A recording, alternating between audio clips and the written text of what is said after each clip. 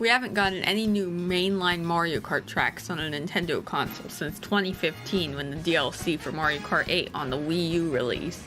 Since then, all we've gotten is Mario Kart 8 Deluxe, Mario Kart Tour, and Mario Kart Live Home Circuit.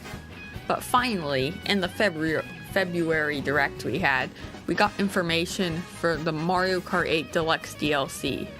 I get why some people are disappointed about it. We wanted Mario Kart 9, and the tracks in the DLC pack seem to be just ported from Tour.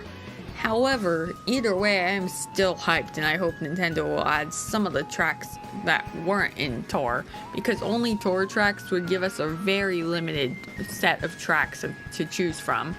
And today, I will be showing you guys my predictions for the Mario Kart 8 Deluxe DLC tracks. Also, I won't be talking about the Golden Mushroom and Lucky Bell Cups, as those cups are already confirmed for their tracks. Hey guys, this is Gaming 8, and today, I will be showing you guys my predictions for the Mario Kart 8 Deluxe DLC tracks. Starting off with the Turnip Cup, we have Wii Mario Circuit. I figured that the DLC should have a Mario Circuit, and I chose this one with the process of elimination.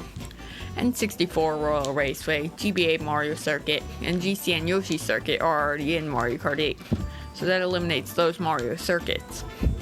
I also want to avoid repeating trend tracks such as Mario Circuit, Bowser Castle, and Rainbow Road from being in the same game if possible, and I think 3DS Rainbow Road is the most likely Rainbow Road. And between DS Mario Circuit and Wii Bowser's Castle, or Wii Mario Circuit and DS Bowser's Castle, I chose the second one for reasons I will explain in the Bowser's Castle section. Turnip 2 is GBA Shy Guy Beach, which I chose because there are no other Super Circuit mushroom tracks in Mario Kart 8, and Cheep Cheep Island isn't in Mario Kart 8 either, so the theme is available. Turnip 3 is SNES Ghost Valley 1, which I chose because the Ghost Valleys are one of the 3 Super Mario Kart themes that have more than one unused track left, and there are no Super Mario Kart Mushroom Cup tracks in Mario Kart 8. Turnip 4 is 3DS Shy Guy Bazaar, which I chose mostly just because it was available, as most of the 3DS tracks I didn't choose don't make sense with my predictions. Starting off the Propeller Cup off strong with Wii Mushroom Gorge, which was a fan favorite from Wii I chose because it was an available fan favorite data mine for Tour, so it was a pretty easy pick for me. Propeller 2 is N64 Koopa Troopa Beach, which I chose because I needed to choose more Mario Kart 64 tracks for my predictions, and of those, N64 Koopa Troopa Beach was the most available. Turnip 3 is DS Luigi's Mansion, which I chose because it's a Mario Kart DS fan favorite that is available and was in Mario Kart Tour.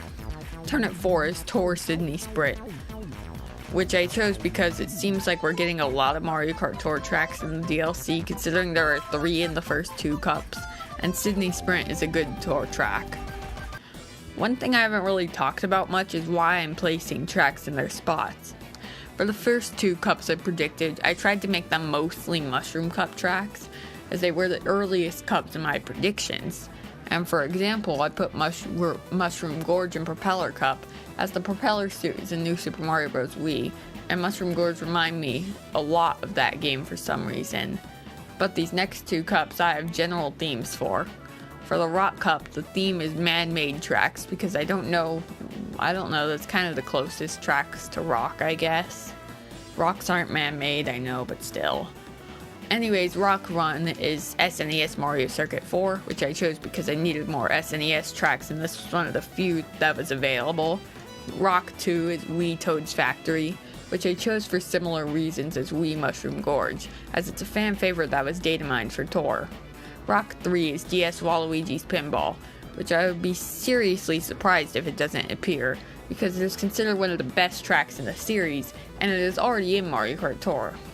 Rock 4 is GCN Wario Coliseum, which I chose because there weren't many GCN tracks available, and this was one of the few available tracks along with Waluigi Stadium, but I chose this track as it hadn't been remade before. Moon Cup's general theme is an adventure around Mario Odyssey, where each track in this cup represents a kingdom. Moon 1 is GBA Boo Lake, which I chose because I needed extra GBA tracks, and this track represents Cap Kingdom pretty well. Moon 2 is 3DS Rock Mountain, which I chose mostly just because it was available and in Mario Kart Tour, and it can represent either Cascade or Wooded Kingdom depending on the person. Moon 3 is Tour New York Minute, which I chose because it was very fun to play as it is the only Nitro track Tour had when it released. Which I chose because it was very fun to play as it was the only Nitro track Tour TAD when it released, and this track obviously represents the Metro Kingdom. Moon 4 is SNES Bowser's Castle 2, which I chose because there have been no SNES Bowser's Castle tracks remade, and this track represents Bowser's Kingdom. On to the Fruit Cup. This cup along with the next cup don't really have names. They're kind of just tracks that didn't fit anywhere else, because I didn't give every cup a theme. Fruit 1 is SNES Choco Island 1, which I chose because it was one of the few available SNES tracks at the end of picking them. Fruit 2 is N64 Frappe Snowland, which I picked because it's a personal favorite of mine that is available and hasn't been used since Mario Kart DS. Fruit 3 is GBA Lakeside Park, which I once again chose because it was one of the few available tracks in Super Circuit, and there were no Super Circuit Special Cup retros up to this point. Fruit 4 is Tour Los Angeles Laps, which is one of my favorite new Tour tracks that I would love to see return in Mario Kart 8. Next is the Boomerang Cup. Boomerang 1 is SNES Koopa Beach 1, which I chose because it was also available at the end of picking SNES tracks similar to Choco Island 1. Boomerang 2 is Tour Singapore Speedway, which I chose because it's a fun Mario Kart Tour track, meaning it will likely be in the DLC. Boomerang 3 is DS Delfino Square, which is a fan favorite Mario Kart DS track, so it makes sense to be added. Boomerang 4 is 3DS Wario Shipyard, which I chose mostly because it was available, and this track was data mined for Tour. Fun fact, Music Park is the only 3DS track not data mined for Tour or in Tour. Wave 5 starts with the Feather Cup. Feather 1 is GCN Dino Jungle, which I picked because it, along with DK Mountain, were two of the available Double Dash tracks. And between those two I picked Dino Jungle. Feather 2 is N64 Calamari Desert, which I picked because it has a really fun remake of Mario Kart Tour that I would like to see in the Mario Kart 8 Deluxe DLC. Feather 3 is Tour Vancouver Velocity, which I chose because it is one of my favorite tracks from Tour.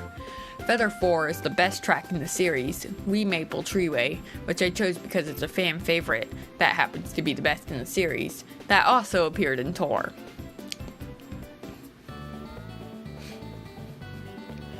Next up is the Double Cherry Cup. Cherry 1 is GBA Sunset Wilds, which I chose because it is a fan favorite GBA track in Mario Kart Tour, similar to Sky Garden, which is a confirmed track in Wave 1. Cherry 2 is SNES Vanilla Lake 2, which I chose because neither of the Vanilla Lakes have been remade yet, and Tour gave them good remakes, so I'm sure Mario Kart 8 Deluxe also can. Cherry 3 is GCN Daisy Cruiser, which I chose simply because it's an available track from Mario Kart Double Dash. Cherry 4 is DS Airship Fortress, which is another Mario Kart DS fan favorite that is in Mario Kart Tour, so it is pretty likely. Before I start off my predictions for Wave 6, I want to mention that I do not think there will be an entire cup dedicated to Bowser's Castles and Rainbow Roads. Don't get me wrong, it would be really cool, but I just don't think it's super likely. Anyways, it's time for the Super Acorn Cup. Acorn 1 is N64 DK's Jungle Parkway, which I chose because it was available, and an underrated track from Mario Kart 64. Acorn 2 is Wee Dry Ruins, which I chose because it was available, and the half-pipes might not be a problem, because it's possible they return again since they were in Tour. Acorn 3 is 3DS Rosalina's Ice World, which I chose because it's a super fun and underrated 3DS track that was in Tour. Acorn 4 is GBA Bowser's Castle 4, which I chose because it was one of the few available tracks left in Super Circuit at the end of selecting tracks. On to the last cup of this video, being the Spiny Shell Cup. Spiny 1 is N64 Wario Stadium, which I chose because it's the only N64 track that hasn't been remade yet, and it would be cool to see a remake of it. Spiny 2 is GCN Mushroom City, which I chose because it is the last of 4 available Double Dash tracks. And between it and Mushroom Bridge, I chose City because it hasn't been remade before. Spiny 3 is DS Bowser's Castle. I told you all the way back on the Wii Mario Circuit section that I was going to pick this track. I chose this track over Wii Bowser's Castle because Wii Bowser Castle has a mechanical Bowser, which Mario Kart 8 Nitro Bowser's Castle also has, which would make it a bit repetitive. Spiny Shell 4 and the last track in the DLC is 3DS Rainbow Road. I chose this track because it is by far the most likely Rainbow Road. Because out of the 5 that aren't in Mario Kart 8, this is the only one remade in Tour. On top of this one is the most different from the Rainbow Roads we already have in Mario Kart 8 Deluxe. Anyways, that's every track from my predictions for the Mario Kart 8 Deluxe Booster Pass. Here's the full list of my predictions in picture form. I'm curious to see what y'all's predictions are, so put them in the comments if you would like to. But anyways guys, this video is going to be done. Like, subscribe, and turn on notifications.